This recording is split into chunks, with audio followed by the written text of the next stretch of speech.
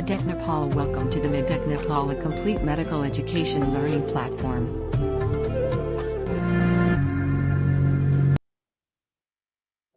ल आज म सुरु गर्छु तपाईहरुलाई पेरियोडिक टेबल।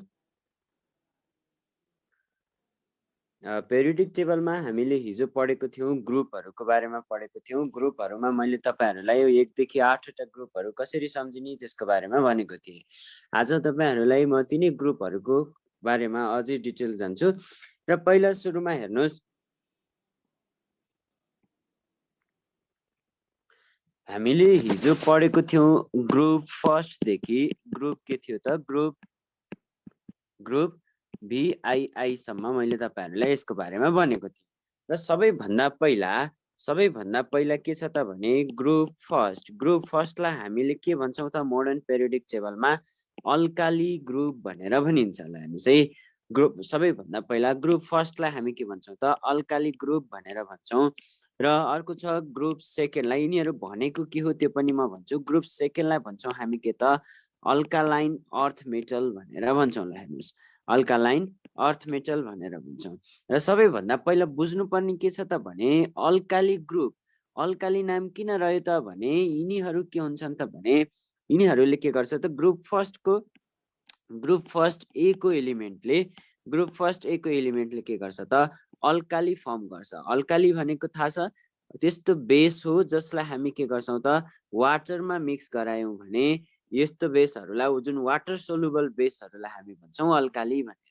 ठीक छ, ग्रुप फर्स्ट एलाई हामी के भन्दो रहेछौं अल्काली ग्रुप भनेर भन्दो रहेछौं। ल हेर्नुस् है, अल्काली भनेको कसरी अल्काली ग्रुप भनेर किन भनियो त भन्ने कुरामा, जस्तै यिनीहरुलाई वाटर, यिनी जति पनि ग्रुपको एलिमेन्टहरु छन् यिनीहरुले के गर्दो रहेछ त अल्काली फर्म गर्दो रहेछ भनेर बुझ्नु पर्यो। अर्को ग्रुप सेकेन्ड छ, त्यस्तै के रहेछ त भने अल्कालाइन अर्थ मेटल भनेर भन्छौं। त्यस्तै जस्तो अर्को तपाईलाई एकदम इम्पोर्टेन्ट भनेको जस्तै ग्रुप भी। ल हेर्नुस् है, ग्रुप VA भनेको जुन नाइट्रोजन फ्यामिली भनेर भन्नुहुन्छ नि, नाइट्रोजन फ्यामिलीलाई तपाईले अर्को के बुझ्नु पर्ने हुन्छ भने यसको अर्को नाम हो निकोजिन फ्यामिली भनेर पनि भन्छ यसलाई। नाइट्रोजन फ्यामिलीलाई यसको अर्को नाम केले पनि चिनिदो रहेछ, निकोजिन भनेर चिनिदो रहेछ। निकोजिनको नाम हो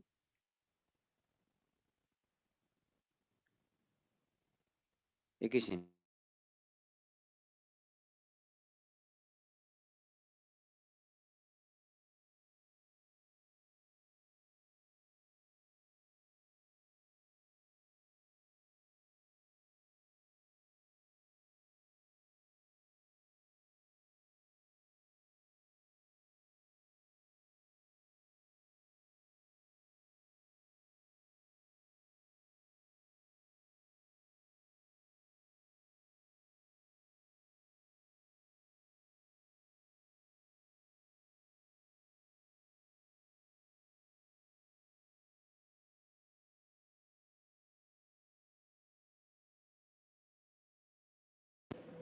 ल हेर है त, यसलाई हामी भन्छौं के त भने निकोजिन फ्यामिली भनेर भनिन्छ। ल हेर्नुस्, निकोजिन भनेको नाम के हो त, निकोजिनको मिनिङ हुन्छ पोइजनस भनेर बुझ्नुपर्छ। ल हेर्नुस् है, निकोजिन फ्यामिलीलाई हामी के भन्दो रहेछौं त पोइजनस भनेर भन्दो रहेछौं। ल हेर्नुस्,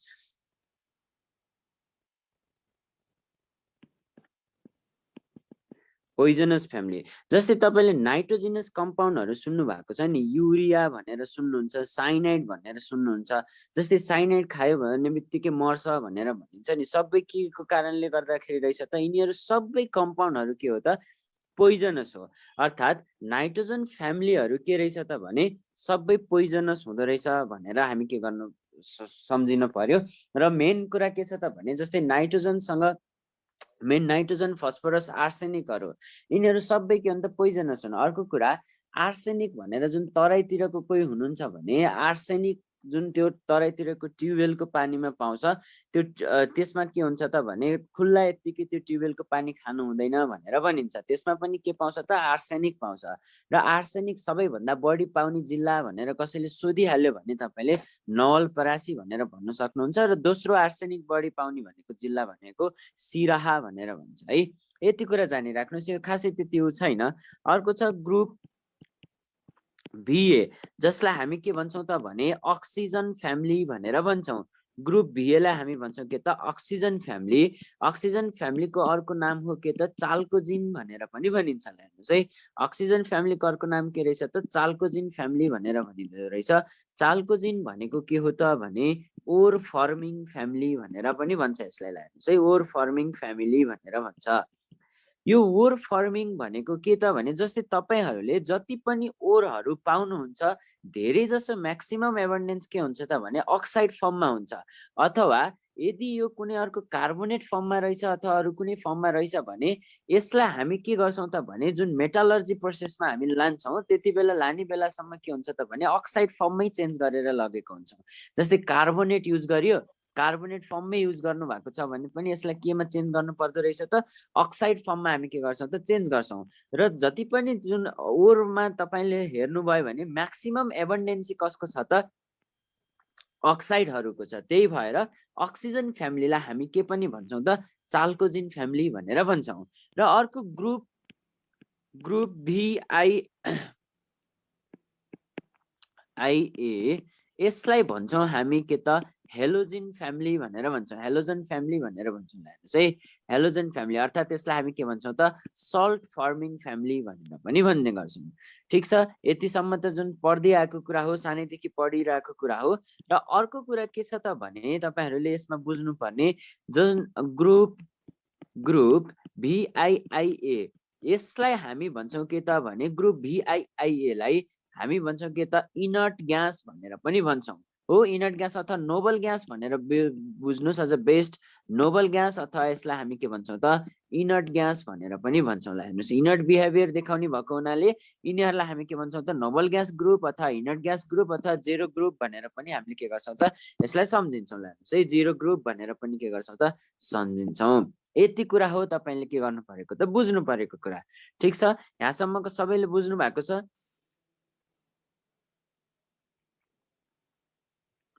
सायद बुझ्नु भएको छ होला है, किनकि पहिलेको कुरा हो। र अर्को कुरा के छ त भने यो ग्रुप फर्स्ट ए र group second A, group first A र ग्रुप सेकेन्ड ए लाई हामी भन्छौं के त एस ब्लक एलिमेन्ट भनेर भन्छौं। यो ग्रुप फर्स्ट ए र ग्रुप सेकेन्ड ए लाई हामी के भन्छौं त एस ब्लक एलिमेन्ट। यो एस ब्लक भनेको के, पी ब्लक भनेको के, डी ब्लक भनेको के, एफ ब्लक भनेको के भने यिनीहरुको भ्यालेन्स सेलमा जुन इलेक्ट्रोनिक कन्फिगुरेसन आउँछ नि, इलेक्ट्रोनिक कन्फिगुरेसन यदि एसमा गएर इन्डिङ हुन्छ भने त्यसलाई भन्छौं हामी एस ब्लक। यदि पी मा गएर इन्डिङ हुन्छ भने त्यसलाई भन्छौं हामी पी ब्लक। र यदि त्यो डी मा गएर इन्डिङ हुन्छ भने त्यसलाई भन्छौं हामी के त डी ब्लक। र यदि एफ मा गएर इन्डिङ हुन्छ भने त्यसलाई भन्छौं हामी एफ ब्लक। र अरु जुन तपाईले ग्रुप थर्ड ए देखि तपाईले हेर्नुभयो भने ग्रुप थर्ड ए बाट ग्रुप VII ल हेर्नुस् है, ग्रुप के छ त भने VIIA। यससँगको यो जुन यो ग्रुपलाई हामी भन्छौं के त भने पी ब्लक भनेर पनि भन्ने गरिन्छ। ल हेर्नुस् है, यसलाई हामी के भन्छौं त पी ब्लक भनेर भन्छौं। र अर्को डी ब्लक भनेर तपाईले सुन्नुभयो भने स्क्यान्डियम भन्ने सुन्नु भएको छ। क्याल्सियम पछि के आउँछ त स्क्यान्डियम भन्ने एलिमेन्ट आउँछ। यसपछि जुन एलिमेन्टहरु आउँछ तिनीहरुलाई हामी भन्छौं के त डी ब्लक एलिमेन्ट भनेर भन्ने गर्छौं। यदि सुन्नुस् मात्रै यसको लागि। र अर्को छ ल्यान्थानाइड र एक्टिनाइड। ल्यान्थानाइड एलिमेन्टहरु र एक्टिनाइड एलिमेन्टहरुलाई हामी भन्छौं के त भने यसलाई भन्छौं हामी के त एफ ब्लक एलिमेन्ट भनेर भन्छौं।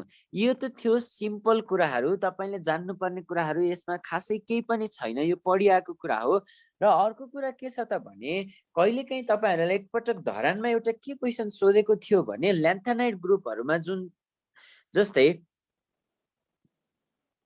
एकैछिन है म मेटाइहालेँ अनि त्यसपछि हेर्नुस्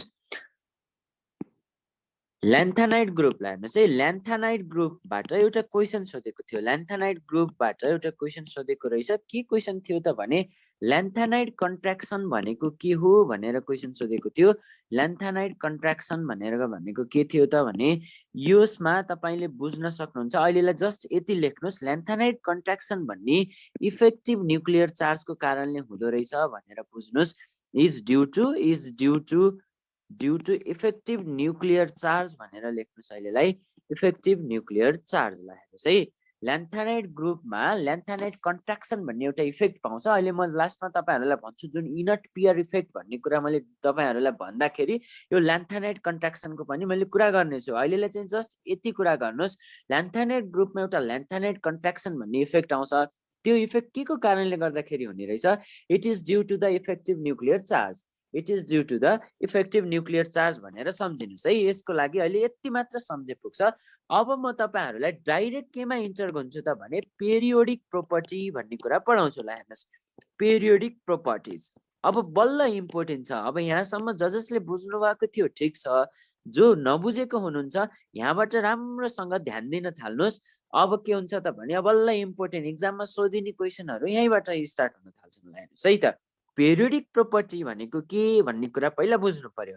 पेरियोडिक प्रोपर्टी भनेको त्यस्तो प्रोपर्टी हो मैले एउटै कुरा दुईचोटि भनिराखेको छु कि तपाईँहरूले सम्झिनु होला भनेर। लानुहोस् है, त्यस्तो प्रोपर्टी हो जहाँ के हुन्छ त भने एउटा एलिमेन्टको प्रोपर्टी, सपोज कुनै एउटा एक्स एलिमेन्ट रहेछ, एक्स एलिमेन्टको प्रोपर्टी एउटा सर्टेन इन्टरभलमा गइसकेपछि अर्को एलिमेन्टसँग के हुन जान्छ त मिल्न जान्छ भने, अथवा अर्को एलिमेन्टसँग के हुन सक्छ त सेम हुन सक्छ, सेम जस्तै देखिन सक्छ भने त्यस्तो प्रोपर्टीलाई हामी भन्छौँ पेरियोडिक प्रोपर्टी भनेर।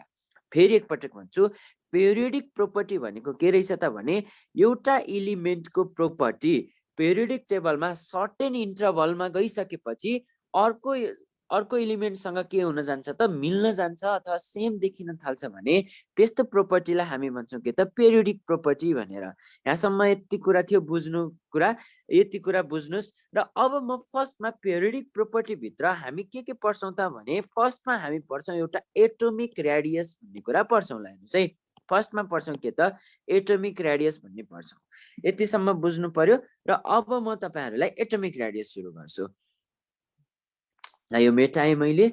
अब फर्स्टमा हामी पढ्छौँ के त भने एटोमिक रेडियस। ल हेर्नुहोस् है, एटोमिक रेडियस। ल हेर्नुहोस्, एटोमिक रेडियस भनेको के हो? सानो क्लासमा हामीले के पढ्दै आएको थियौँ भने कुनै एउटा एटम छ हो, कुनै एउटा एटम छ, एटममा यो के हो त बीचमा के पर्छ त न्युक्लियस पर्छ। ल हेर्नुहोस् है, यो न्युक्लियसदेखि यो के हो त बाहिरको के हो त यसको सेल हो। ल हेर्नुहोस् है, बाहिरको के हो त सेल हो। यो सेलमा के हुन्छ त इलेक्ट्रोनहरू हुन्छन्। ल हेर्नुहोस्, यो न्युक्लियसदेखि सेलसम्मको डिस्टेन्सलाई हामी के भन्थ्यौँ त एटोमिक रेडियस भनेर भन्थ्यौँ। ल हेर्नुहोस्, सानो क्लासमा पढेको डेफिनेसन यही नै हो।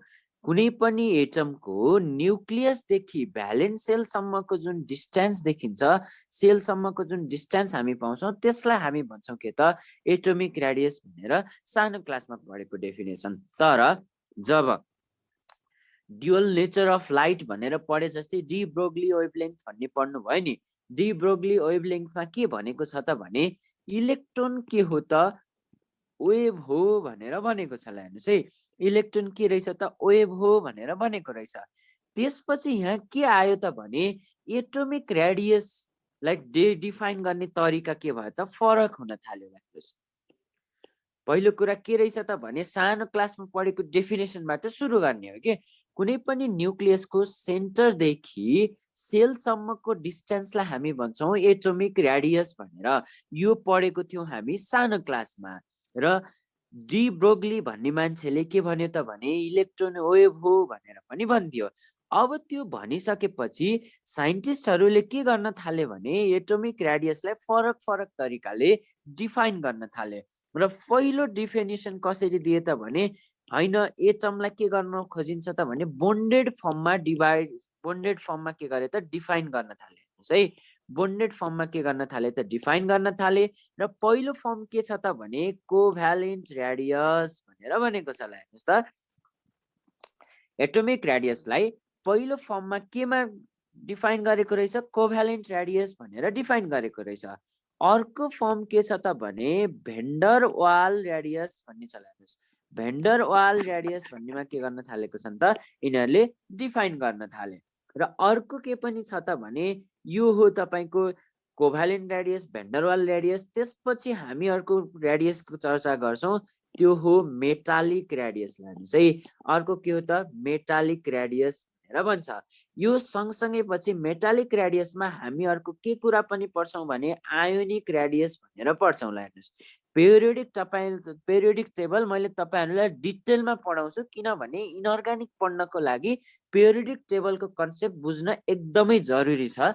त्यही भएर तपाईहरुलाई मैले डिटेलमा पढाउँछु। ल हेर्नुहोस्, कोभ्यालेन्ट रेडियस भनेको के?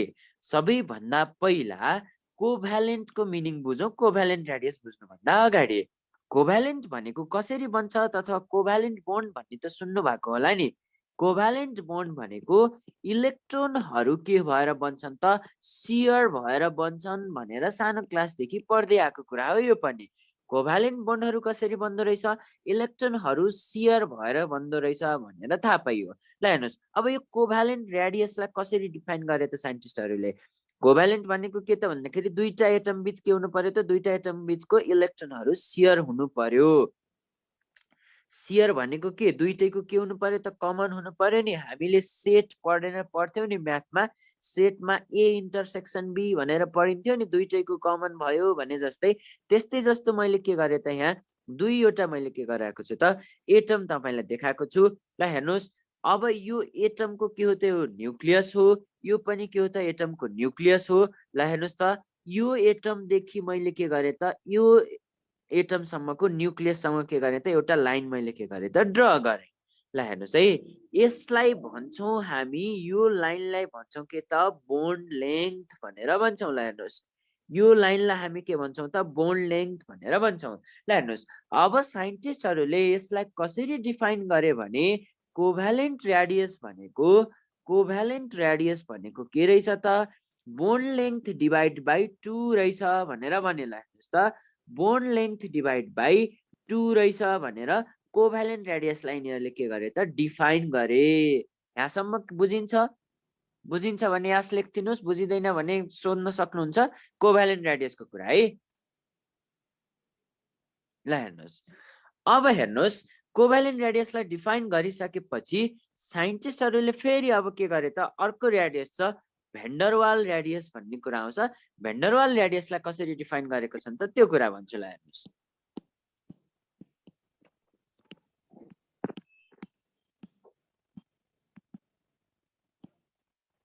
भेन्डरवाल रेडियसलाई हेर्नुहोस् है, भेन्डरवाल रेडियसमा हामीले के कुरा बुझ्नु पर्ने हुन्छ त भन्ने भेन्डरवाल फोर्स भनेको के हो त्यो कुरा बुझौँ पहिला। हेर्नुहोस् है, भेन्डरवाल फोर्स भनेको के हो त्यो कुरा बुझ्नु जरुरी छ। भेन्डरवाल फोर्स भनेको विक इन्टरमोलिक्युलर फोर्स भनेर पढ्दै आएको कुरा हो। विक इन्टरमोलिक्युलर फोर्स भनेर पढिएको छ भेन्डरवाल फोर्सको डेफिनेसनमा। अब यही कुरालाई म के गर्छु त डायग्रामबाट तपाईहरुलाई बुझाउँछु। हेर्नुहोस्, भेन्डरवाल फोर्स कस्तो फोर्स रहेछ? विक इन्टरमोलिक्युलर फोर्स रहेछ। यसमा सियरिङ हुँदैन हो, यसमा के हुँदैन त एटमहरुको सियरिङ हुँदैन। पहिला बुझ्नुपर्ने कुरा के छ त भने जस्तै हेर्नुहोस्, यो देखि योसम्म मैले के गर्छु त एउटा लाइन ड्र गर्छु, यो देखि के गर्छु त एउटा लाइन, यो यसको न्युक्लियस हो भने योसँग पनि के गर्छु त एउटा लाइन ड्र गर्छु। ल हेर्नुहोस्, यिनीहरु के हुन्छन् त एकदम नजिक जान्छन् हो, एकदम के हुन्छ त नजिक जान्छन्। र यो भेन्डरवाल रेडियस हामी एटममा हेर्दैनौं, मलिक्युलहरुमा के गर्छौं त भेन्डरवाल रेडियस हामी के गर्छौं त हेर्ने गर्छौं। हेर्नुहोस् है, ए भेन्डरवाल रेडियसलाई एटममा हामी के गर्न सक्दैनौं त डिफाइन गर्न सक्दैनौं। फर एक्जाम्पल यो H2 को मलिक्युल रहेछ, यो पनि सपोज के रहेछ त ल H2 को मलिक्युल रहेछ। ल हेर्नुहोस्, यसलाई हामी भन्छौं के त भने अब यसलाई हामी एउटा लाइन ड्र गर्यौं। यो बुझ्नु भन्दा अगाडि पहिला सानो कुरा बुझौं, भेन्डरवाल फोर्सकै बारेमा बुझौं है। ल हेर्नुहोस् है, भेन्डरवाल फोर्सको बारेमा बुझ्नु भन्दा अगाडि, सरी भेन्डरवाल रेडियस बुझ्नु भन्दा अगाडि यसको बारेमा म थोरै केही कुरा भन्न गइरहेको छु।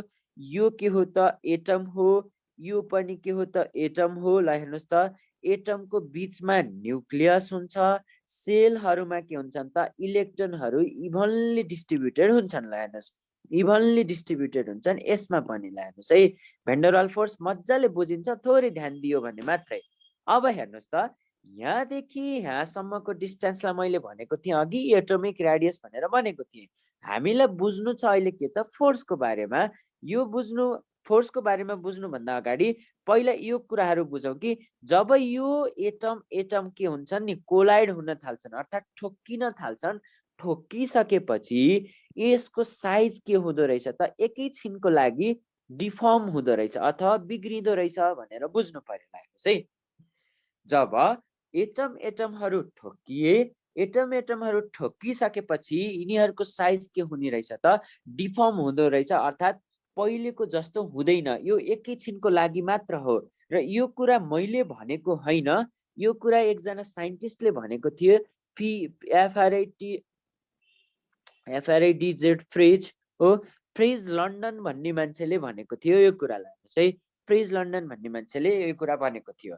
र अर्को कुरा, जब यो एटम देख्नुभयो नि, एटमको साइज के भयो त अब फरक देखियो, यो एकैछिनको लागि मात्र। जब यो फरक देखिन्छ, इलेक्ट्रोनहरू पनि के हुन्छन् त एकातिर बढी भइदिए, एकातिर के भइदिए त थोरै भए जस्तो देखियो होला। हेर्नुहोस् त, एकातिर के भइदिए त थोरै भइदिए, एकातिर के भइदिए त इलेक्ट्रोनहरू धेरै भइदिए होला। हेर्नुहोस् त, यतिसम्म बुझ्नु भएको छ? ठिक छ होला। हेर्नुहोस् है, अब यो धेरै र थोरै भइसकेपछि यहाँ के भयो त एउटा पोल क्रिएट भयो। एउटा के भयो त पोल क्रिएट भयो। पोल भनेको के त भने दुईवटा पोल, जहाँ हामी केमिस्ट्रीमा लेख्थ्यौँ नि इलेक्ट्रोन धेरै भयो भने त्यो साइडमा हामी के लेख्थ्यौँ त माइनस भनेर लेख्थ्यौँ, र इलेक्ट्रोन थोरै भयो भने त्यो साइडतिर हामी के लेख्थ्यौँ त प्लस लेख्थ्यौँ। र जहाँ इलेक्ट्रोन धेरै छ त्यतापट्टि हामी के लेख्छौँ त माइनस लेख्छौँ, जहाँ इलेक्ट्रोन थोरै छ त्यतापट्टि के लेख्छौँ त प्लस लेख्छौँ। र यस्तो कन्डिसन एकैछिनको लागि मात्र हो। र यो फेरि के हुन्छ त कोलाइड भएर छुट्टिसकेपछि एटमको साइज के हुन्छ त यस्तै देखिन थाल्छ भनेर भनेको छ फ्रिज लन्डन भन्ने मान्छेले। ल अब हेर्नुहोस् त, माइनस र प्लस एकैचोटि देखियो भने यिनीहरू के हुन थाले त अट्र्याक्ट हुन थाले। अर्थात् माइनस र प्लस बीच के हुन थाल्यो त अट्र्याक्ट हुन थाल्यो। यो अट्र्याक्ट हुँदाखेरि एउटा फोर्स क्रिएट हुन्छ अर्थात् इनर्जी क्रिएट हुन्छ। त्यही इनर्जीलाई नै हामी के भन्छौँ त भेन्डर वाल फोर्स भनेर भन्छौँ। यही इनर्जीलाई हामी के भन्छौँ त भेन्डर वाल फोर्स भनेर भन्छौँ। र यही फोर्स कस्तो फोर्स हुन्छ त विक इन्टरमोलिकुलर फोर्स हुन्छ भनेर बुझ्नु पर्यो। यो भेन्डर वाल फोर्स बुझ्नु भयो कि नै? बुझ्नु भयो भने यस लेखिदिनुहोस्, बुझ्नु भएन भने भन्न सक्नुहुन्छ।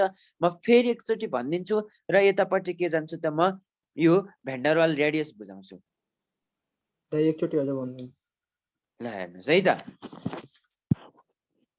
भेन्डर वाल फोर्स भनेको विक इन्टरमोलिकुलर फोर्स रहेछ। यतिसम्म त बुझ्यो होला। हेर्नुहोस्, यसमा के हुन्छ भने दुईटा के हुँदो रहेछ त हामी यो के लिँदो रहेछौँ त यो एटमको के सरी मलिक्युलहरूको के लिँदो रहेछौँ त एटम्सहरू लिँदो रहेछौँ। हेर्नुहोस् है, हामी के लिँदो रहेछौँ त मलिक्युल्सहरूको एटम लिँदो रहेछौँ। ल हेर्नुहोस्, जब यी एटम के भयो त ठोक्किए, ठोक्किसकेपछि के हुन्छ त भने यिनीहरूको साइज र सेपमा चेन्ज आइदियो। र साइज र सेपमा चेन्ज आउनु भनेको के हो भने इलेक्ट्रोनहरू कोही एक साइडतिर धेरै भइदिए, एक साइडतिर के भइदिए त थोरै भइदिए, एक साइडतिर धेरै भयो, एक साइडतिर के भयो त थोरै भयो। र केमिस्ट्रीमा हामी के भन्थ्यौँ त भने इलेक्ट्रोन धेरै भयो भने त्यो साइडमा हामी माइनस लेख्थ्यौँ, र इलेक्ट्रोन थोरै छ भने त्यो साइडतिर हामी के लेख्छौँ त प्लस लेख्छौँ। इलेक्ट्रोन धेरै छ भने त्यो साइडतिर हामी माइनस लेख्यौँ, इलेक्ट्रोन थोरै छ भने यो साइडतिर प्लस लेख्यौँ। र यो माइनस र प्लस भनेको के हो त दुईटा फरक फरक पोल हो अथवा डिफ्रेन्ट पोल हो। यो पोल बीच के हुन्छ त अट्र्याक्सन हुन्छ। जुन अट्र्याक्सन हुँदाखेरि त्यहाँ इनर्जी आउँछ। त्यही इनर्जीलाई नै हामी के भन्छौँ त भेन्डर वाल फोर्स भनेर भन्छौँ। यही नै थियो तपाईँलाई भेन्डर वाल फोर्समा बुझाउनु पर्ने तरिका। यति बुझ्नु भयो कि नै?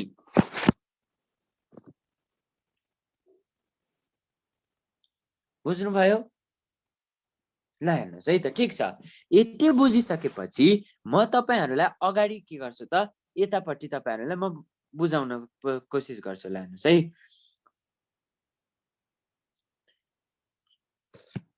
ल हेर्नुहोस् त, यो के हो त भने यो एउटा के रहेछ त यो मलिक्युल रहेछ हाइड्रोजनको। यो पनि के रहेछ त मलिक्युल रहेछ हाइड्रोजनको। ल हेर्नुहोस् त, यसको सेन्टरलाई हामी भन्छौँ न्युक्लियस।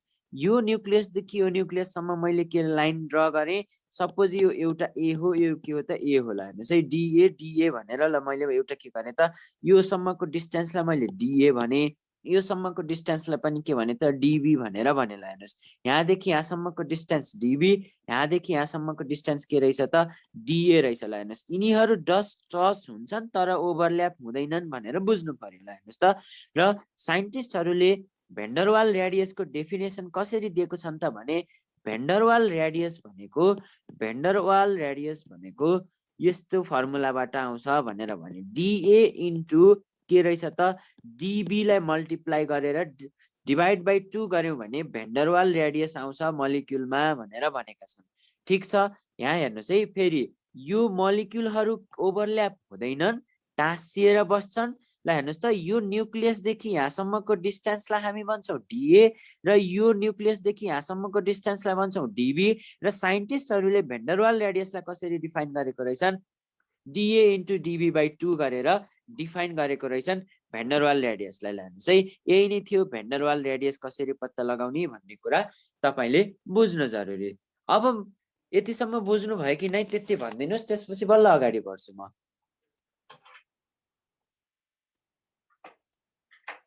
बुझ्नुभयो भने यास लेखिदिनुस्। ल ठिक छ, ल हेर्नुहोस् त, अब तपाईले भन्न सक्नुहुन्छ नि, हेर्नुहोस् त,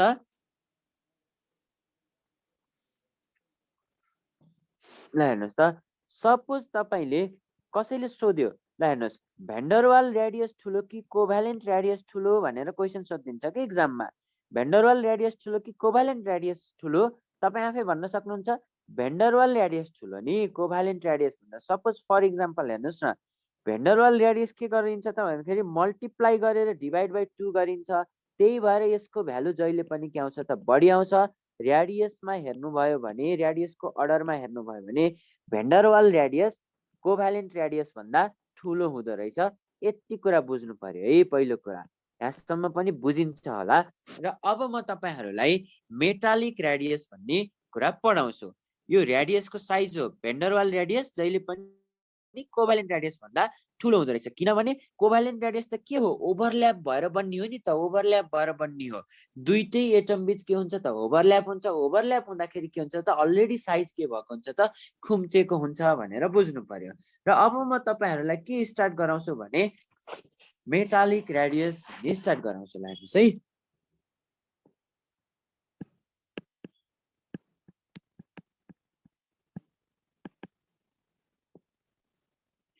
मेटालिक रेडियस भनेर मैले तपाईहरुलाई स्टार्ट गराउँछु। ल हेर्नुस्, मेटालिक रेडियस भनेको के, यो कस्तो कम्पाउन्डमा पाइन्छ, मेटालिक कम्पाउन्डहरुमा पाइन्छ।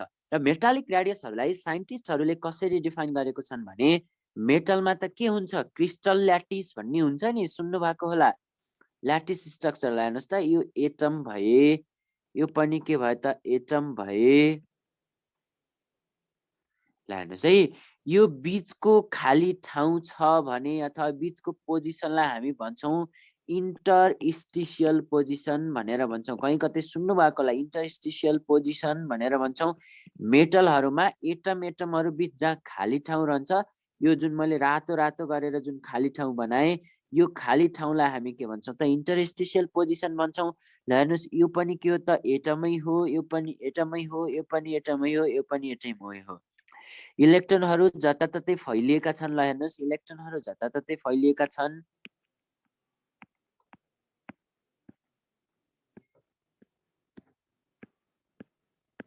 ल हेर्नुस् त, इलेक्ट्रोनहरु फैलिएका छन्। मेटालिक कम्पाउन्डहरुमा के हुन्छ भने, यो जुन यो इलेक्ट्रोनहरु देख्नु भयो नि, यो इलेक्ट्रोन यो एटममा पनि पुग्न सक्छ, यो एटममा पनि पुग्न सक्छ, यो एटममा पनि पुग्न सक्छ, यो एटममा पनि पुग्न सक्छ। अर्थात् यसको इलेक्ट्रोनहरु के हुँदो रहेछन् त फ्रीली मुभ हुन सक्दो रहेछन् भनेर बुझ्नु पर्यो है।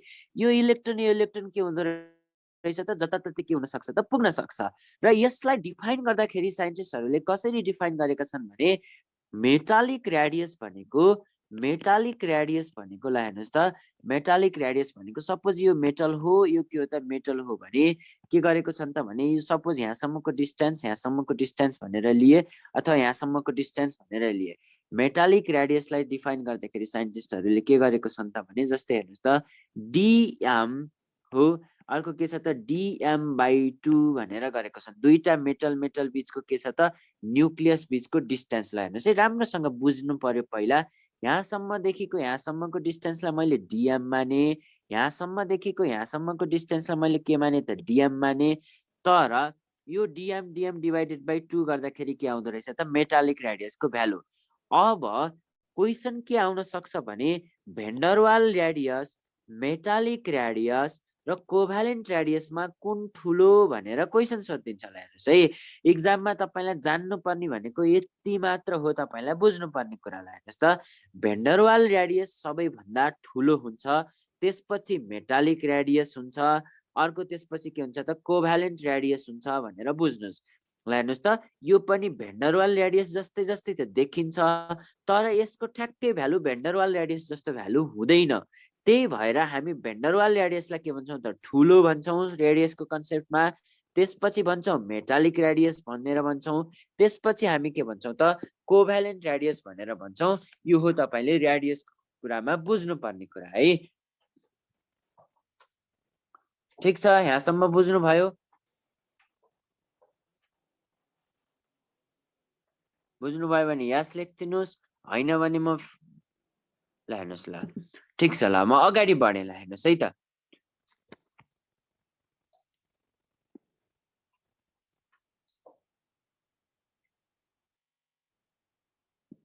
ल हेर्नुस् है अर्को कुरा के जान्नु जरुरी छ भने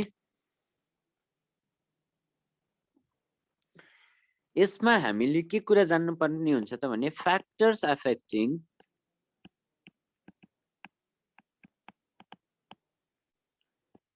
atomic radius factors affecting atomic radius first मा भन्नुस् त ल हेर्नुस् त साइज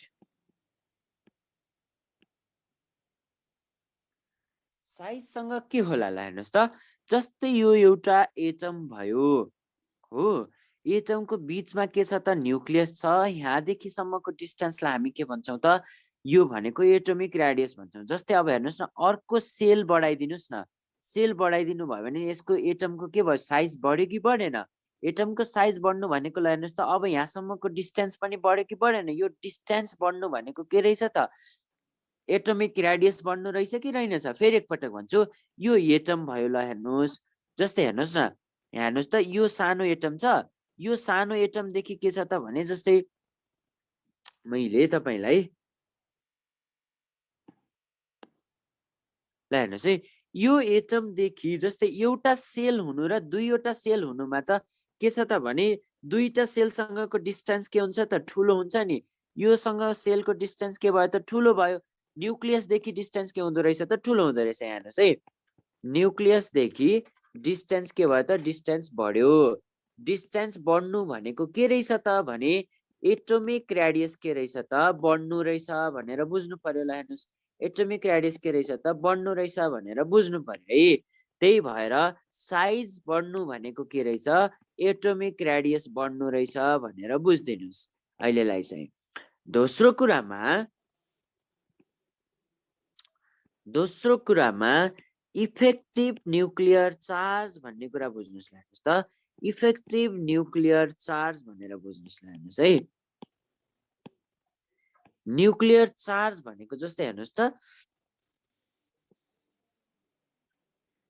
यो प्लस ल हेर्नुस् यो प्लस ल हेर्नुस् त यो अर्को एटम छ यो प्लस ल हेर्नुस् यसको एटोमिक रेडियस बढी कि यसको एटोमिक रेडियस तपाईलाई क्वेशन छ मेरो यसको एटोमिक रेडियस यो ए छ यो बी छ ल हेर्नुस् है यो ए एटमको एटोमिक रेडियस कि बी एटमको एटोमिक रेडियस बढी यो बुझ्नको लागि पहिला न्यूक्लियर चार्ज भनेको के हो त्यो कुरा बुझौँ न्यूक्लियर चार्ज भनेको प्रोटोनको संख्यालाई हामी भन्छौँ के त न्यूक्लियर चार्ज भनेर भन्छौँ ल हेर्नुस् न्यूक्लियस भित्र जुन चार्ज हुन्छ त्यसलाई हामी भन्छौँ के त न्यूक्लियर चार्ज र अब राम्रोसँग ध्यान दिनुस् यो प्लस प्लस ल हेर्नुस् त यहाँ कतिवटा छ त तीनवटा प्लस छ अर्थात् तीनवटा प्रोटोन रहेछ ल हेर्नुस् त यसमा के रहेछ त चारवटा प्रोटोन ल हेर्नुस् तीनवटा प्रोटोनले राम्रोसँग के छ त भ्यालेन्स सेलमा त इलेक्ट्रोनहरू छ नि, यो इलेक्ट्रोनहरूलाई तीनवटा प्रोटोनले राम्रोसँग राख्छ कि चारवटा प्रोटोनले राम्रोसँग राख्छ?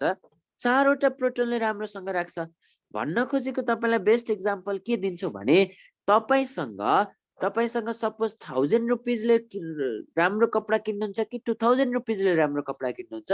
2000 रुपिजले के गर्नुहुन्छ त राम्रो लुगा किन्नुहुन्छ।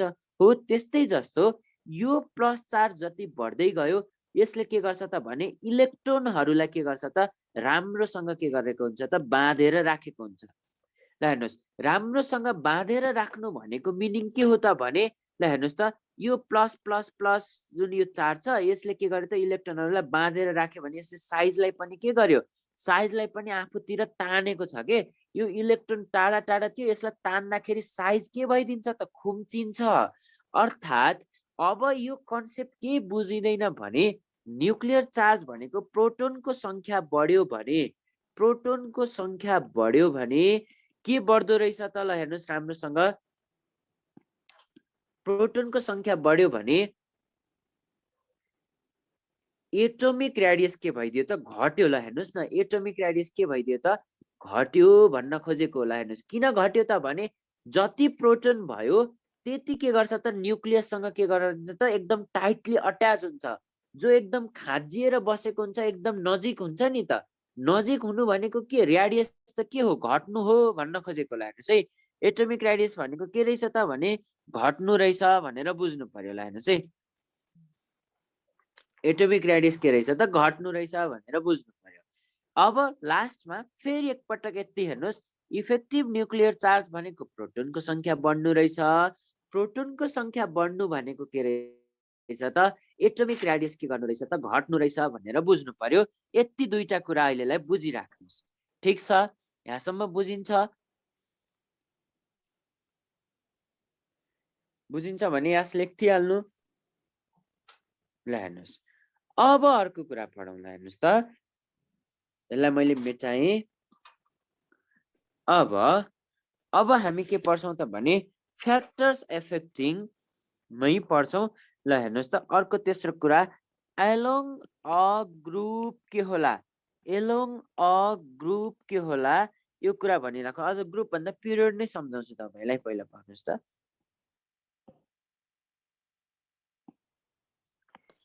Along a period. ल हेर्नुहोस् पिरियड भनेको के, पिरियड भनेको लेफ्टबाट राइटमा जाँदा। जस्तै फर्स्ट पिरियड के भयो हाइड्रोजन, यतापट्टि के छ त हिलियम छ। ल हेर्नुहोस् त पिरियडमा जाँदाखेरि के हुन्छ त, पिरियडमा जाँदाखेरि प्रोटोनको संख्या के हुन्छ त बढ्छ।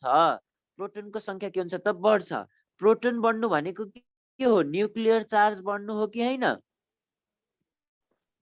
हेर्नुहोस् त प्रोटोन बढ्नु भनेको के रहेछ, न्युक्लियर चार्ज बढ्नु रहेछ। न्युक्लियर चार्ज बढ्नु भनेको के हो त एटोमिक रेडियस के हुने रहेछ त घट्ने रहेछ। यति कुरा त हो बुझ्ने कुरा। ल हेर्नुहोस् त अब भन्न सक्नुहुन्छ पिरियडमा के हुँदो रहेछ, एटोमिक रेडियस घट्दै घट्दै जाँदो रहेछ। अर्थात् लेफ्टदेखि राइट जाँदाखेरि पेरियोडिक टेबलमा एटोमिक रेडियस के हुँदो रहेछ त घट्दो रहेछ भनेर बुझियो। ल हेर्नुहोस् है अब क्वेसन दिन्छु। ल भन्नुहोस् त हाइड्रोजन र हिलियममा कसको एटोमिक रेडियस बढी?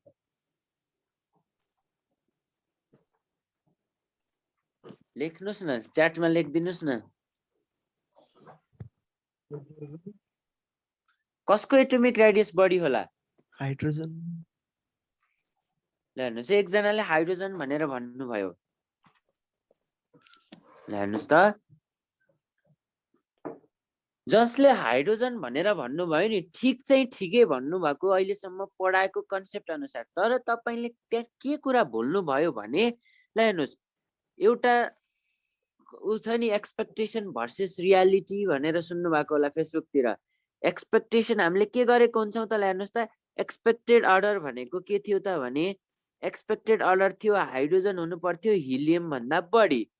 तर रियालिटीमा अर्कै भइदिन्छ भाइ बहिनी। ल हेर्नुहोस् त रियालिटीमा अर्कै भइदिन्छ। के भइदिन्छ त भने हिलियमको एटोमिक रेडियस हाइड्रोजनको भन्दा बढी भइदिन्छ। ल हेर्नुहोस् हुनु पर्थ्यो, भर्खरै पढाएको थिएँ पिरियडमा जाँदाखेरि प्रोटोन बढ्छ, न्युक्लियर चार्ज पनि बढ्छ, एटोमिक रेडियस घट्छ भनेर।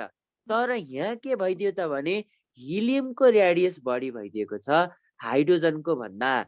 यो किन भइदिएको हो भने हाइड्रोजनले कस्तो कम्पाउन्ड फर्म गर्छ त भने कोभ्यालेन्ट कम्पाउन्ड फर्म गर्छ। ल हेर्नुहोस् है, हाइड्रोजनले कस्तो कम्पाउन्ड फर्म गर्दो रहेछ त कोभ्यालेन्ट कम्पाउन्ड फर्म गर्दो रहेछ।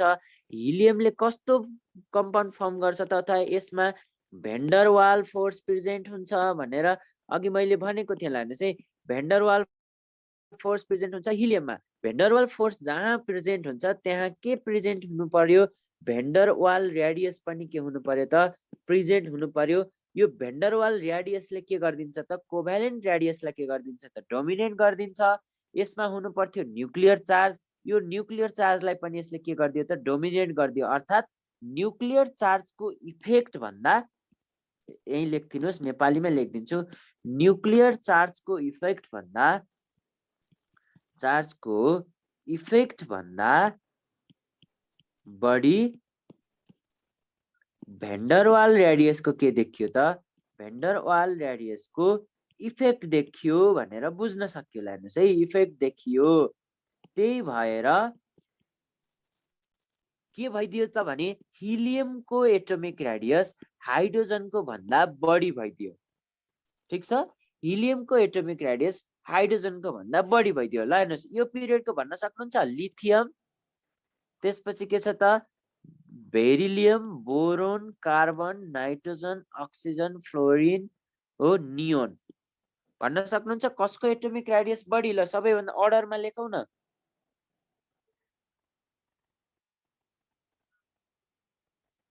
सबैको कसको बढी कसैले भन्न सक्छ? खोइ त कोही पनि बोलेन, सबै केही बोलेकै छैन, लेखेको पनि छैन। ल हेर्नुहोस् न, पिरियडमा जाँदा एटोमिक रेडियस के हुँदै जान्छ त घट्दै जान्छ। तपाईको एक्सपेक्टेड अर्डर के थियो? ल हेर्नुहोस् त, एक्सपेक्टेड अर्डर थियो लिथियमको सबैभन्दा बढी, बेरिलियमको, त्यसपछि बोरोनको, त्यसपछि कार्बनको, त्यसपछि नाइट्रोजनको, त्यसपछि अक्सिजनको, त्यसपछि फ्लोरिनको, त्यसपछि के छ त नियोनको हुनु पर्थ्यो। यो रियालिटीमा के भइदिन्छ त भने रियालिटीमा भइदिन्छ के त नियोनको एटोमिक रेडियस सबैभन्दा बढी, त्यसपछि लिथियमको, त्यसपछि बेरिलियमको, त्यसपछि बोरोनको, त्यसपछि कार्बनको, त्यसपछि नाइट्रोजनको, त्यसपछि अक्सिजनको, त्यसपछि फ्लोरिनको। ल हेर्नुहोस् त, यो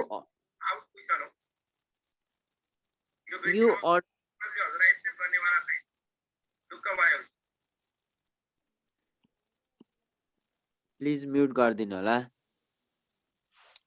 ल हेर्नुहोस् है, रियालिटीमा के हुन्छ त भने नियोनको एटोमिक रेडियस के भइदिँदो रहेछ त बढी हुँदो रहेछ।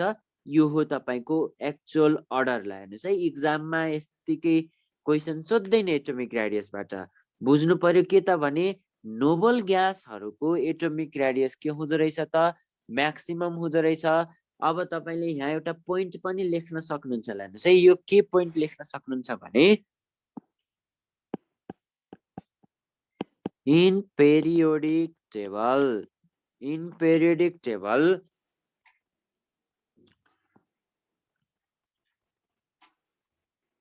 in same period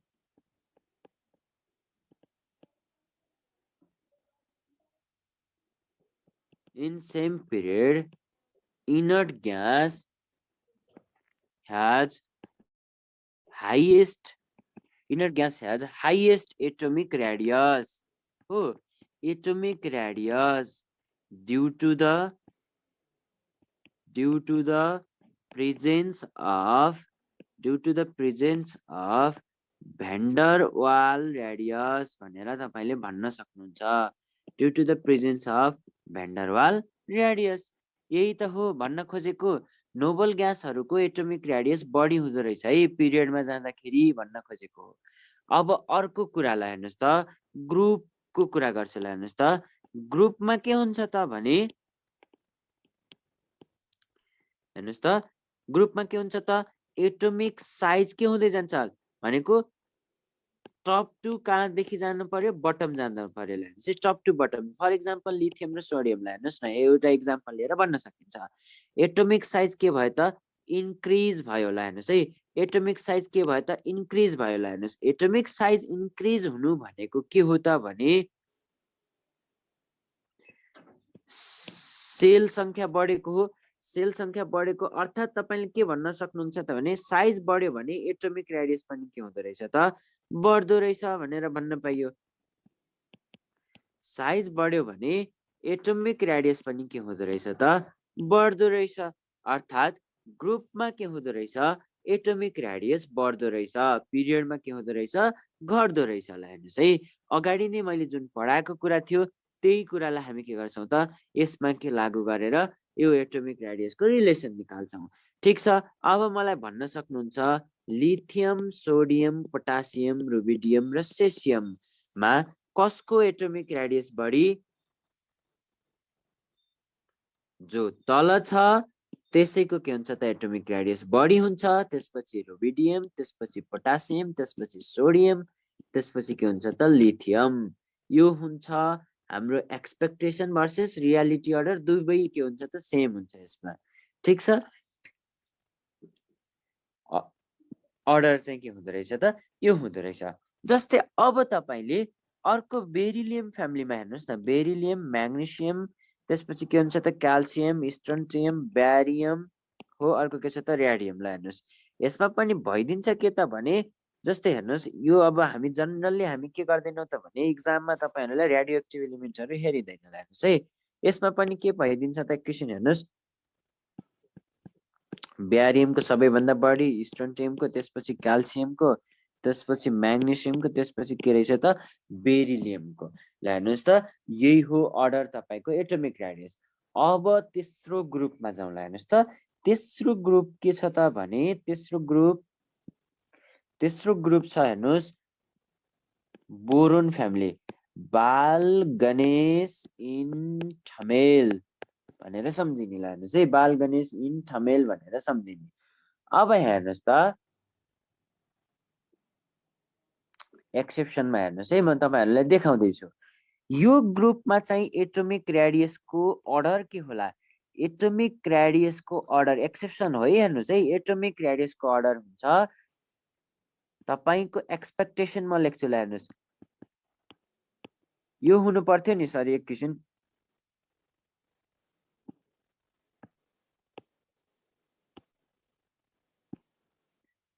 तपाईको एक्सपेक्टेसन के थियो त भने यो थियो। ल हेर्नुहोस्, एक्सपेक्टेसन यो थियो, तर रियालिटीमा के भइदिन्छ त, अर्कै भइदिन्छ। अब हेर्नुहोस् त, एक्सपेक्टेसन भर्सेस रियालिटी भने जस्तै रियालिटीमा पनि के भइदिन्छ त, अर्कै भइदिन्छ। ल हेर्नुहोस् त, यहाँ चाहिँ थोरै के हुन्छ त, फरक देखिन्छ। ल हेर्नुहोस्, यति बीच फरक देखिने हो। यसमा के फरक देखिन्छ भने अर्डर यस्तो भइदिन्छ, यहाँसम्म ठिकै छ। त्यसपछि यसमा अर्डर के देखिन्छ त, यस्तो अर्डर देखिन्छ। यति गरिदिनुस्। हेर्नुहोस् त, अल्मुनियम र ग्यालियमको बीचमा अल्मुनियमको के हुँदो रहेछ त, ग्यालियमको भन्दा के भइदिँदो रहेछ त, बढी भइदिँदो रहेछ। ल हेर्नुहोस् है, ड्यू टु द के को कारणले गर्दाखेरि इनर्ट पियर इफेक्ट भनेर भनिन्छ। ल हेर्नुहोस् है, ड्यू टु द इनर्ट पियर इफेक्टको कारणले गर्दाखेरि एटोमिक रेडियसको यो जुन छ नि अर्डर यस्तो देखिँदो रहेछ। ल इनर्ट पियर इफेक्ट भनेको के हो त, अहिले म तपाईहरुलाई छुट्टै टपिकमा म के गर्छु त, डिस्कस गर्छु यही पेरियोडिक टेबल भित्र। यतिसम्म त बुझियो। अर्को एक्सेप्सन पढाउ न त। अब अर्को एक्सेप्सन के छ भने डी ब्लकमा एउटा एक्सेप्सन देखिन्छ। ल हेर्नुहोस्, एटोमिक रेडियसमा हेर्नुहोस् है, स्क्यान्डियम, टाइटानियम, भ्यानेडियम हो, त्यसपछि क्रोमियम, त्यसपछि म्याङ्गानिज, आइरन, कोबाल्ट, निकल, कपर र जिंकलाई हेर्नुहोस् त, यहाँ पनि एउटा एक्सेप्सन देखिन्छ। ल हेर्नुहोस्, एटोमिक रेडियसमा यसमा के देखिन्छ भने यो तीनवटा, यो त के हो त, एउटै पिरियड हो नि। एउटै पिरियडमा के हुनु पर्यो त भने, पिरियडमा भयो भने एटोमिक रेडियस के हुँदै जान्छ त, घट्दै जान्छ भनेर हामीले थाहा पाएको थियौँ। तर यहाँ के भइदिन्छ त भने एटोमिक रेडियस यो तीनवटा एलिमेन्टमा के भइदिन्छ त, घट्छ। हो। एटोमिक रेडियस के हुन्छ त तीनवटा एलिमेन्टहरुमा घट्दै जान्छ। तर यो पछाडिको तीनवटा एलिमेन्ट देख्नुभयो भने एटोमिक रेडियस कतिलाई झ्याउ लागेको पनि हुन सक्छ। एकचोटि राम्रोसँग हेर्नुस् है, एक्जाममा यो एकदमै इम्पोर्टेन्ट हो। एटोमिक रेडियस के हुँदो रहेछ त इन्क्रिज हुँदो रहेछ र यो बीचको तपाईले यो चारवटा एलिमेन्टहरु देख्नुभयो, यिनीहरुको एटोमिक रेडियस के हुन्छ त अलमोस्ट सेम हुन्छ भनेर भन्छ। हेर्नुस् है, यो एउटा एक्सेप्सन हो। यो सबै के को कारणले भएको हो त भने इलेक्ट्रोन इलेक्ट्रोन रिपल्सनको कारणले गर्दाखेरि यस्तो भएको रहेछ। इलेक्ट्रोन इलेक्ट्रोन रिपल्सनको कारणले गर्दाखेरि के भएको रहेछ त यस्तो भएको रहेछ। अर्थात् दुईटा के छ त एउटै एटम बीचको इलेक्ट्रोन इलेक्ट्रोनको के भयो त रिपल्सन बढी भइदियो, साइज बढ्नको कारणले गर्दाखेरि त्यही भएर यस्तो अर्डर देखियो। यति सम्झिनुस्, तपाईले अरु केही कारण बुझ्नु पर्दैन। डी ब्लक एलिमेन्टमा पहिलो जस्तै 21 देखि 30 सम्मको अर्डरमा एलिमेन्ट अर्थात् एटोमिक नम्बर 21 देखि 30 सम्ममा पहिलो तीनवटा एलिमेन्टहरुमा एटोमिक रेडियस घट्दो रहेछ। पछाडिको तीनवटा एलिमेन्टहरुमा के हुँदो रहेछ त एटोमिक रेडियस बढ्दो रहेछ। र यो बीचको जुन चारवटा एलिमेन्ट देख्नुभयो यसमा के हुन्छ त एटोमिक रेडियस अलमोस्ट सेम हुन्छ। क्वेशन के सोधिन्छ भने तपाईलाई ल भन्नुस् त आइरन र क्रोमियमको एटोमिक रेडियसमा कसको एटोमिक रेडियस बढी भनेर क्वेशन सोधिन्छ। त्यति बेला तपाईले के बुझ्नु पर्ने हुन्छ त भने यो त बीचको चारवटा एलिमेन्ट हो, यिनीहरुको एटोमिक रेडियस ठुलो सानो भन्ने हुँदैन, अलमोस्ट सेम हुन्छ भनेर बुझ्नु पर्यो है। ठीक छ, बुझ्नु भयो यहाँसम्म? बुझ्नु भएको छ भने यस लेखिदिनुस्, हैन भने मलाई फेरि म बुझाउनु पर्ने हुन्छ। बुझ्नु भएको छ? कोही कसैले यस नै लेखेन। एकचोटि अझ भन्नु त लास्ट पॉइन्ट। हेर्नुस् है त, डी ब्लक एलिमेन्टमा के हुँदो रहेछ भने डी ब्लक एलिमेन्टमा पनि स्पेशल्ली एटोमिक नम्बर 21 देखि 30 सम्म जाँदाखेरि यो यसको एटोमिक नम्बर कति हो 21 हो, यसको 22 हो, यो 23 हो, 24, 25, 26, 27, 28, 29, 30। यसमा जाँदाखेरि यो त के हो एउटै पिरियड हो कि हैन? यो सबै के हो त एउटै पिरियड होला। हेर्नुस् है, एउटै पिरियडमा के हुन्छ त एटोमिक रेडियस घट्छ भन्ने थियो ट्रेन्ड। तर यहाँ के भइदियो त भने तीनवटा एलिमेन्टहरुमा के हुन्छ त भने एटोमिक रेडियस के हुन्छ त घट्छ र पछाडिको यो पछाडिको लास्टको तीनवटा एलिमेन्टहरुमा के हुन्छ त एटोमिक रेडियस के हुन्छ त बढेको पाइयो। र यो बीचकोमा के भइदियो त भने चारवटा एलिमेन्टमा एटोमिक रेडियस के रहेछ त बराबर जस्तै रहेछ भनेर भन्नु पर्यो के। यो एउटा एक्सपेरिमेन्टली देखिएको कुरा हो। यो एउटा के रहेछ त एक्सपेरिमेन्टली यस्तो अर्डर देखियो। हुनु पर्थ्यो स्क्यान्डियम देखि जिंक सम्म जाँदाखेरि घट्दै गएको देख्नु पर्थ्यो। तर यहाँ के भइदियो त भने पहिलो तीनवटा एलिमेन्टको मात्र एटोमिक रेडियस घटेको छ अनि बीचको चारवटा एलिमेन्टहरुको के रहेछ त एटोमिक रेडियस अलमोस्ट सेम रहेछ र पछाडिको तीनवटा एलिमेन्टको एटोमिक रेडियस फेरि के रहेछ त इन्क्रिज भएको देखियो यो एक्सपेरिमेन्टली। र यसलाई हामी थ्योरिटिकल्ली डिफाइन गर्दाखेरि कसरी यस्तो भयो भनेर कसैले सोध्यो भने के भन्नु पर्यो त भने इलेक्ट्रोन इलेक्ट्रोन रिपल्सन। तपाईलाई अहिले यो चाहिँदैन, जस्ट के गर्नुस् त भने एक्जाममा के सोध्न सक्छ त यो अलमोस्ट सेम भएको वाला तपाईले के गर्न सक्छ त सोध्न सक्छ। यति नै कुरा थियो मैले भनेको तपाईलाई यो डी ब्लकमा भनेको कुरा। यो एउटा एक्सेप्सन हो, यो पनि के हो त एउटा एक्सेप्सन हो। यो दुईटा एक्सेप्सनहरु जानिराख्नुस्। बुझ्नु भयो कि नै? सर डी ब्लकको अर्डर चाहिँ के हुन्छ नि? हजुर, डी ब्लकको अर्डर भनेको डी ब्लकमा तपाईले पिरियड भनेर पढ्नु भयो नि, स्क्यान्डियम, टाइटानियम, भ्यानेडियम, क्रोमियम, म्याङ्गानिज भनेर यो त एउटै पिरियड हो। तपाईले हेर्नु भयो भने हो एलिमेन्ट 21 देखि के हुन्छ त एटोमिक रेडियसको अर्डर सुरु हुन्छ। एटोमिक रेडियसको अर्डर भन्न खोजेको मैले। एटोमिक रेडियसको अर्डर, एटोमिक रेडियसको अर्डर सेम त्यही हो। एटोमिक रेडियस त के हो एउटै पिरियड आयो भने के हुन्छ त भने एउटै पिरियड आयो भने घट्दै जान्छ भनेर पढाए नि मैले, त्यही हो घट्दै जान्छ है। तर के भइदिन्छ त भने यो 21 देखि 30 बीचको जुन एलिमेन्ट देख्नुभयो यसमा चाहिँ यस्तो एक्सेप्सन आउँछ भन्न खोजेको। अब बुझ्नु भयो कि नै?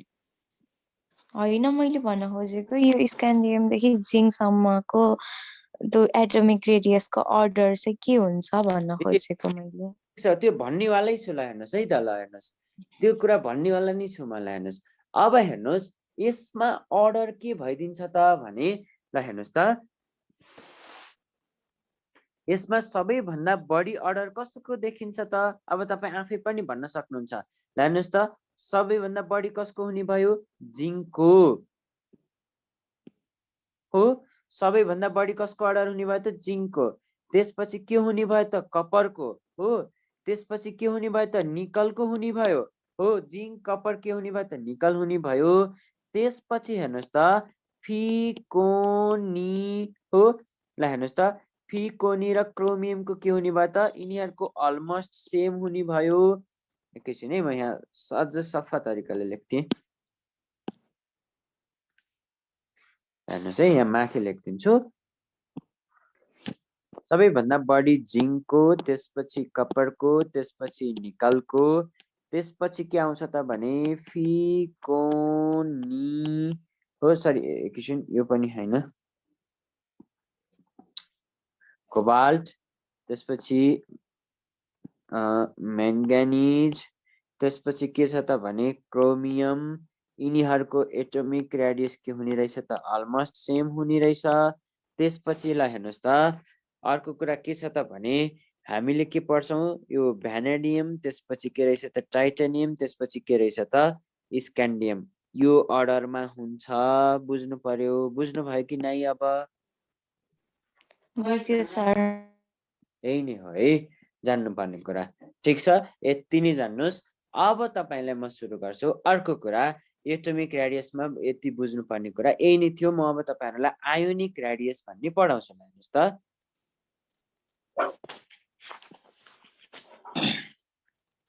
सर स्कुलमा अलिक अलिक उ गर्नु न सर एकचोटि।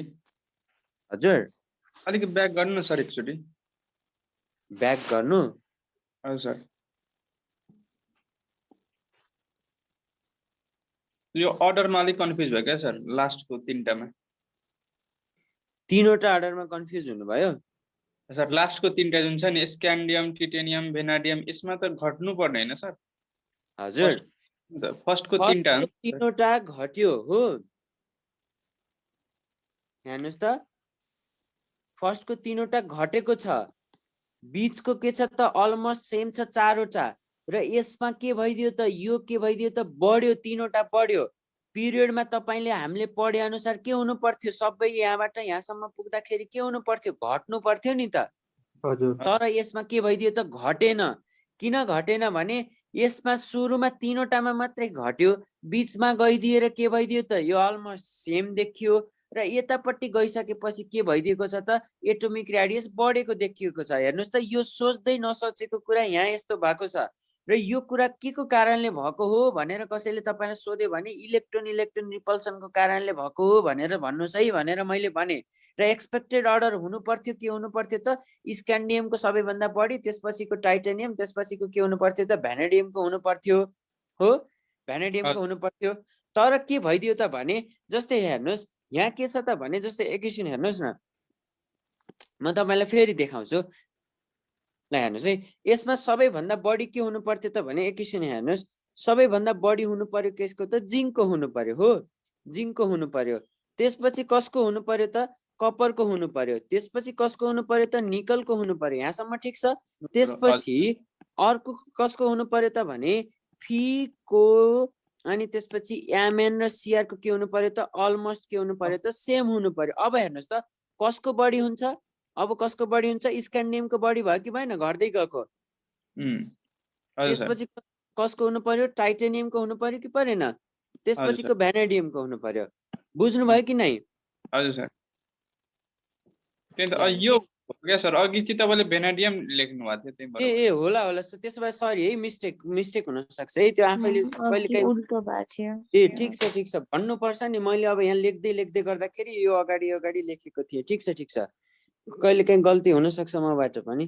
स्क्यान्डियम, टाइटेनियम र भ्यानेडियम। ठिक छ, यो कुरा बुझ्नुहोस् है। यहाँ मैले लेखेको भए पछाडिको मात्रै गल्ती लेखेको होला। पछाडिको त मिस्टेक गर्नुभएको थियो हजुर। ए ठिक छ भन्नुहोस् के त्यो मैले पनि कहिलेकाहीँ लेख्दा लेख्दै थाहा पाउँदिनँ, तपाईँहरूले भन्नुपर्ने हुन्छ। अर्डर चाहिँ के हुन्छ त यस्तो अर्डर देखिन्छ भन्न खोजेको, बुझ्नुभयो कि नै अब? यस ल हेर्नुहोस् है, एटोमिक रेडियसमा हुनुपर्ने के थियो त यही नै थियो तपाईँहरूलाई मैले बुझाउनु पर्ने कुराहरू। ल हेर्नुहोस्,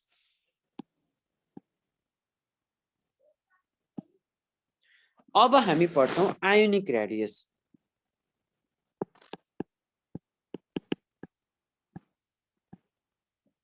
केमिस्ट्रीमा हामी दुई टाइपको आयन पढ्छौँ, एउटा आयन पढ्छौँ क्याटायन भनेर पढ्छौँ, अर्को के पढ्छौँ त एनायन भनेर पढ्छौँ। हेर्नुहोस् है, एउटा पढ्छौँ के त क्याटायन, अर्को के पढ्छौँ त एनायन। ल हेर्नुहोस्,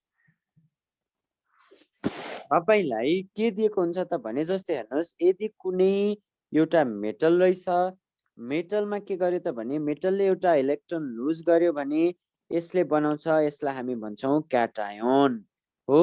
अर्को हेर्नुहोस्, यदि कुनै मेटल रहेछ भने मेटलले के गर्यो त भने इलेक्ट्रोन के गर्यो त एक्सेप्ट गर्यो भने यसले बनाउँछ के त M- आयोन, यसलाई भन्छौँ के त एनायोन भनेर भन्छौँ। ल हेर्नुहोस् है, यसलाई भन्छौँ क्याटायन, यसलाई भन्छौँ एनायन। अर्थात् प्लस आउने यदि कुनै एलिमेन्टको माथि प्लस देख्नुभयो भने त्यसलाई हामी भन्दो रहेछौँ क्याटायन, र अर्को के भन्छौँ त यदि M- आयो भने यसलाई भन्छौँ के त एनायन भनेर भन्छौँ। ल हेर्नुहोस्, अब हामीले के कुरा बुझौँ भने तपाईहरूलाई एउटा क्वेसन के सोध्छ भने साइजसँग रिलेटेड सोध्छ। तपाईँलाई एउटा एटम दियो, एटममा दियो भने सबैभन्दा बढी ठुलो साइज कसको हुन्छ त एटम भन्दा एनायनको साइज ठुलो हुन्छ, त्यसपछि हुन्छ क्याटायनको। म राम्रोसँग बुझाउँछु, यहाँ हेर्नुहोस्, एनायन, एटम र क्याटायन। जस्तै फर इक्जाम्पल तपाईँले लियो सोडियमको एटम लियो। ल हेर्नुहोस् है, सोडियमको एटम लियो भने सोडियमको क्याटायन के हो Na+, सोडियमको एनायन भनेको के हो त Na- आयो। हेर्नुहोस् त, अहिले यो पोसिबल छ या छैन भन्दा पनि तपाईँलाई मैले जस्ट बुझाउन खोजेको कुरा हो। यसको एनायनको माथि के रहेछ त Na-, एटम के रहेछ त यसको न्युट्रल एटम Na रहेछ, क्याटायन भनेको के रहेछ त Na+। कसैले केही सोध्यो भने हामीले के भन्नुपर्छ भने एन आयोनको साइज जहिले पनि के हुन्छ त ठुलो, लार्ज हुन्छ। त्यसपछि क्याटायनको साइज के हुन्छ त क्याटायनको साइज के हुन्छ त स्मल हुन्छ, र यो एटम के पर्छ त एनायन र क्याटायनको बिचमा पर्छ भनेर बुझ्नु पर्यो। ल हेर्नुहोस् है, पहिलो कुरा यो एनायनको साइज किन ठुलो भयो त यो कुरा बुझिराखौँ पहिला। यो एनायनको साइज जस्तै यो के हो त भने यो न्युक्लियस हो नि, न्युक्लियसमा के छ त भने जस्तै हेर्नुहोस्, न्युक्लियसमा के गर्यो त इलेक्ट्रोनहरू यसरी यसरी बसेको छन् बाहिरी सेलमा। ल हेर्नुहोस् है, इलेक्ट्रोनहरू यसरी बसेको छन्, तर अब हेर्नुहोस् त यो इलेक्ट्रोनमा के हो त एनायन भनेको त के हो इलेक्ट्रोन बढी भएको हो कि होइन, अर्थात् इलेक्ट्रोन आएर थपियो कि थपिएन। इलेक्ट्रोन आएर थपिँदाखेरि के हुन्छ त भने प्रोटोन त जम्मा हो त्यही नै हुन्छ। ल हेर्नुहोस् न, प्रोटोन त के हुन्छ त जतिको हो त्यति नै हुन्छ, इलेक्ट्रोन त के भयो त थपियो। जब इलेक्ट्रोनहरू थपिए यिनीहरू बीच के हुन थाल्यो त रिपल्सन हुन थाल्यो। इलेक्ट्रोन थपिनु भनेको के रहेछ त भने इलेक्ट्रोनहरू के हुन थाल्दो रहेछ त रिपल्सन हुन थाल्दो रहेछ, अर्थात् यिनीहरूको स्पेस के गरेको त बढेको जस्तो देखिन्छ न्युक्लियसको बेसमा हेर्दाखेरि। अघिको बेसमा जुन एटमको जुन कम्पेयरमा हेर्दाखेरि यो जुन इलेक्ट्रोन जब थपिन्छ नि यो के हुन्छ त भने न्युक्लियससँगको इफेक्ट कम हुन्छ, त्यही भएर यिनीहरूको साइज के हुन्छ त बढेको जस्तो देखिन्छ। त्यही भएर हामीले के भन्छौँ त भने एनायनको साइज के हुँदो रहेछ त जहिले पनि बढ्दो रहेछ, क्याटायनको साइज एकदमै सानो हुँदो रहेछ, यो एटमको साइज एनायन र क्याटायनको बिचमा के हुँदो रहेछ त बढ्दो रहेछ भनेर हामीले के गर्नु पर्यो त बुझ्नु पर्यो। यतिसम्म बुझ्नु भएको छ भने ठिक छ। अब म तपाईँहरूलाई क्वेसनहरू गराउँछु। जस्तै तपाईँहरूले भन्नुहोस् त अक्सिजन O2- हो। ल हेर्नुहोस् है, O2- O दियो तपाईँलाई, अनि अर्को के छ त भने O2+, कसको साइज बढी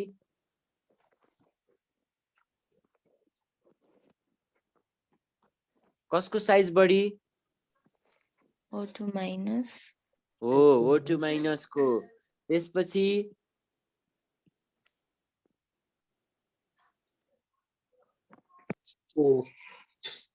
त्यसपछि अक्सिजनको, त्यसपछि हुन्छ O2+ को। हेर्नु न यो के हो त चार्ज नभएको वाला स्पेसिस बीचमा हुन्छ जहिले पनि, यो अर्डरमा हुन्छ कि A9 भनेको माइनस वाला पार्ट जहिले नि अगाडि प्लस वाला पार्ट जहिले नि पछाडि बीचमा माइनस र प्लस केही पनि छैन भने त्यो पार्ट के हुन्छ त बीचमा हुन्छ भनेर बुझ्नु पर्यो है बुझ्नुभयो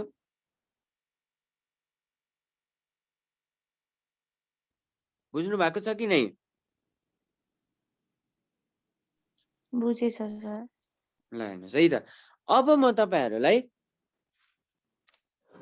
आइसो इलेक्ट्रोनिक स्पेसिस भन्ने कुरा के गराउँछु त पढाउँछु ल हेर्नुस्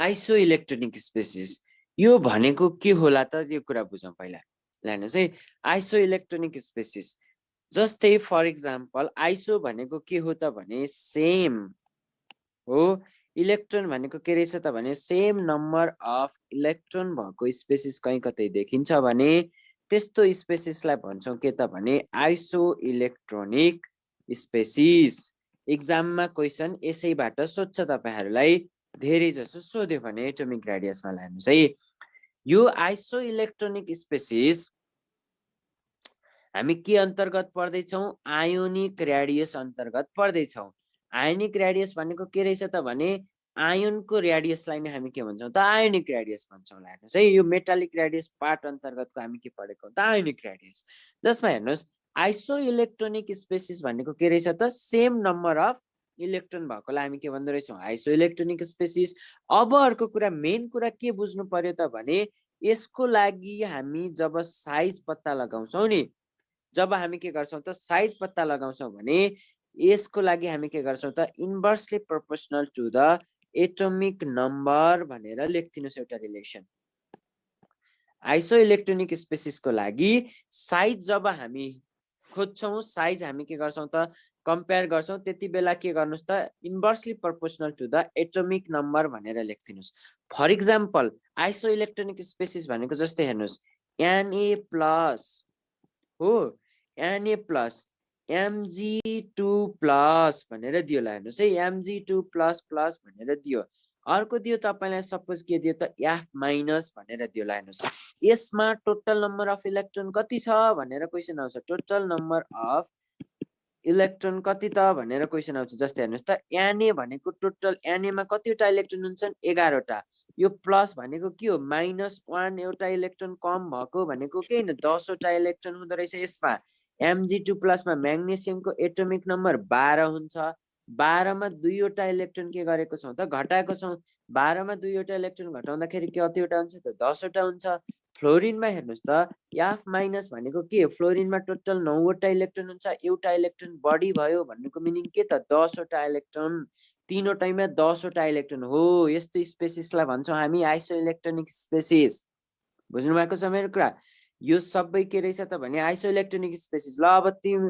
भन त भनेर एक्जाममा क्वेशन सोध्छ कस्तो क्वेशन सोध्छ त यसको साइजहरु भन यो तीनवटैको साइज के हुन्छ भनेर सोधेको हुन्छ अब हामीले कुन रिलेसन लगाउनु पर्यो यो रिलेसन लगाउनु पर्यो ल हेर्नुस् है साइज र एटोमिक नम्बरको रिलेसन जसको एटोमिक नम्बर थोरै त्यसको साइज के रहेछ त धेरै रहेछ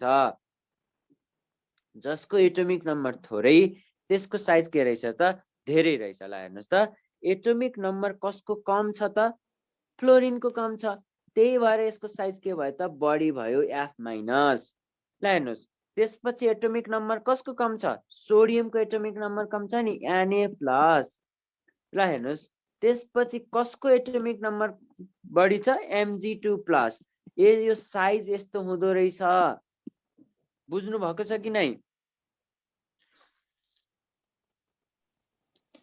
बुझेछ सर ल हेर्नुस् है अर्को क्वेशन गर्नुस् त यसैमा जस्तै क्लोरिन माइनस भनेर दियो तपाईलाई Ca++ भनेर दियो अर्को के दियो त K+ भनेर दियो कसको एटोमिक साइज बढी अथवा साइज कसको बढी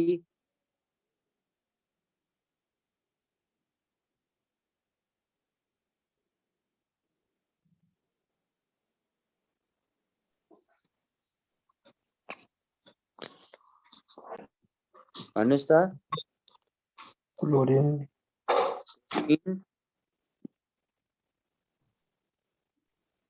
क्लोरिनको सर क्लोरिन त्यसपछि पोटासियम क्याल्सियम पोटासियम क्याल्सियम हो यही त हो नि जान्ने पर्ने कुरा यही त थियो नि हामीले आइसोइलेक्ट्रोनिक स्पेसिसको बारेमा बुझ्नुपर्ने कुरा केही नजानेको कुरा छ आइसोइलेक्ट्रोनिक स्पेसिसमा एक्जाममा सोध्छ यही है तपाईहरुलाई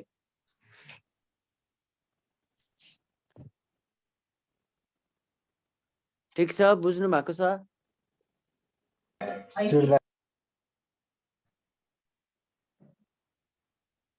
ल हेर्नुस् है त यति नै थियो तपाईहरुले बुझ्नुपर्ने कुराहरु एटोमिक रेडियसमा बुझ्नुपर्ने कुराहरु म अब आज तपाईहरुलाई आयोनाइजेसन एनर्जी भन्ने थोरै सुरु गराउँछु अनि त्यसपछि थोरै सुरु गराएर मात्र के गराउँछु त मैले तपाईहरुलाई इन्ड गराउँछु र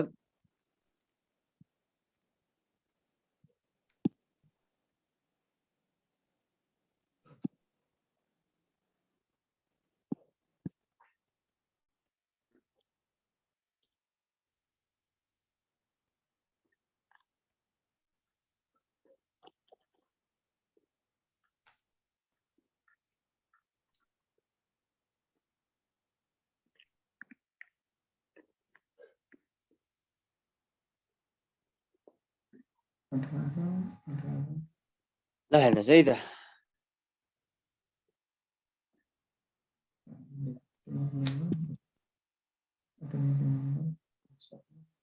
हेर्नुस् आयोनाइजेसन एनर्जी एटोमिक रेडियस बुझियो नि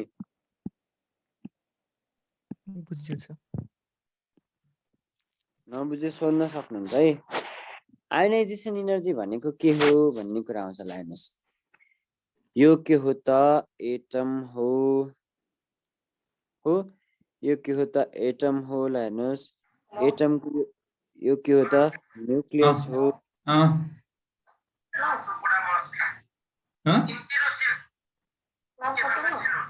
छैन अब